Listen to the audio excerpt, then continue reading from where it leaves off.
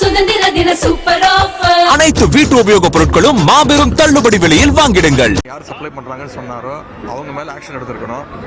அதுக்கு மாறாக அந்த போதைப் பொருள் சப்ளை பண்ற கும்பலை கூப்பிட்டு இந்த அமுதன் தான் உங்களை பத்தி எல்லா டீட்டெயில்ஸும் கொடுத்துருக்கிறாரு அப்படின்னு சொன்னதுனால அந்த போதைப் பொருள் கும்பல், போதை சப்ளை செய்கிற கும்பல் திரு அமுதன் அவர்களை, கிட்டத்தட்ட 20 பேர் கொண்ட ஒரு கும்பல் அமுதன் அவர்களை அடித்து 5 நாட்களுக்கு முன்பு படுகொலை செய்யப்பட்டிருக்கிறாங்க.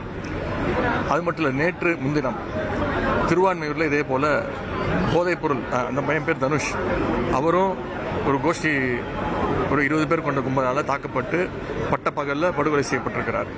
இப்படி தொடர்ந்து போதைப் பொருளால் இன்றைக்கு பல்வேறு சட்டம் ஒழுங்கு பிரச்சனைகள் ஏற்பட்டிருக்கிறது.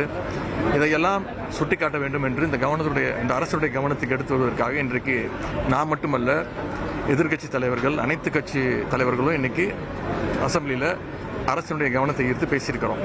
ஆனால் இதற்கெல்லாம் எந்த விதமான ஒரு சரியான பதில் எதுவுமே இந்த அரசுகிட்ட இல்லை. மாறாக எங்கள் மீது மீண்டும் குற்றச்சாட்டு வைக்கிறாங்க. உங்களுடைய அரசு என்ன பண்ணீங்க அப்படின்னு ஒரு தெளிவான விளக்கம் இல்லாமல் எங்கள் மீது மீண்டும் அந்த பழியை போடுகின்ற வழக்கத்தையே இந்த அரசு மேற்கொண்டு வருகிறது. அது மட்டும் இல்லை, நான் பலமுறை இந்த 3 மாதங்களாக சொல்லிட்டு இருக்கிறேன், எந்த துறைக்கு யார் அமைச்சர் என்பதே சரியாக தெரியவில்லை. அதற்கு என்ன காரணம்னா, ஏதோ ஒரு நேரத்தில் அமைச்சர்களுக்கு அந்த அதிகாரம் உண்டு. அரசு பற்றி எந்த ஒரு விளக்கத்தை கேட்டாலும் எந்திரித்து சொல்வதற்கு அதிகாரம் உண்டு. ஆனால் இந்த அரசுல அந்தந்த துறை அமைச்சர்கள் அந்தந்த துறைக்கான பதிலே சொல்ல மாட்டேங்கிறாங்க. இன்னைக்கு உதாரணத்திற்கு சட்டம் ஒழுங்கை பற்றி பேசிட்டு இருக்கோம், போதைப் பொருள் தரப்பை பற்றி பேசிட்டு இருக்கிறோம். இதற்கு முழு பொறுப்பேற்க வேண்டியவர் யார் என்பது மக்களுக்கு தெரியும். அந்த அமைச்சர் இன்னைக்கு அவைக்கு வரவே இல்லை, அதற்கான பதிலையும் அவர் சொல்லவே இல்லை. இதையெல்லாம் கண்டித்து திராவிட முன்னேற்ற கழகம் இன்றைக்கு வெளிநடப்பு செஞ்சிருக்கிறோம். மீண்டும் அவை நடவடிக்கையில் மீண்டும் கலந்துக்க போறோம். முறையான பதில் வேணும்னு தான் கேட்கிறோம். அதற்கான அமைச்சரே வரலையே. நாங்க அந்த அமைச்சர் தானே எந்திரிச்சு பதில் சொல்லணும். சம்பந்தப்பட்ட துறை அமைச்சர் யாருங்கிறது மக்கள் தெரியும். அதுக்கு துறை சார்ந்த அமைச்சர் சரத்குமாருடைய பதில் வந்து என்ன வருதுன்னா, உங்களுடைய ஆட்சி காலம் அப்ப நடந்தது, அப்ப நீங்க விட்டீங்களா, அதுக்கான ஆதாரம் இருக்கான்னு கேட்கிறாரு. இது ஒரு சரியான பதிலா? வீடியோ எப்ப வெளில வந்துச்சு? வீடியோ வந்து ஒரு மாசத்துக்கு முன்னாடி வந்தது.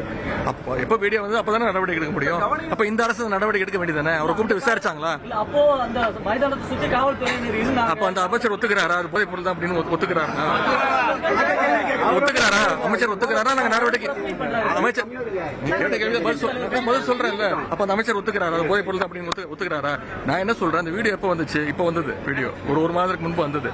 எனவே இந்த அரசு அவரை கூப்பிட்டு நடவடிக்கை எடுத்திருக்கணும். எங்களோட அரசாக இருந்தா நிச்சயம் நடவடிக்கை எடுத்திருப்போம். ஆனா அந்த வீடியோ வெளியிட்டதே இப்பதான்.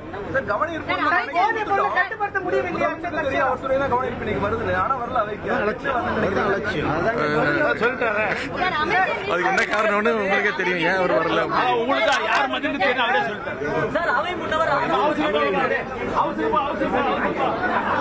சத்யாவில் சுதந்திர தின சூப்பர் ஆஃபர். அனைத்து வீட்டு உபயோகப் பொருட்களும் மாபெரும் தள்ளுபடி விலையில் வாங்கிடுங்கள்.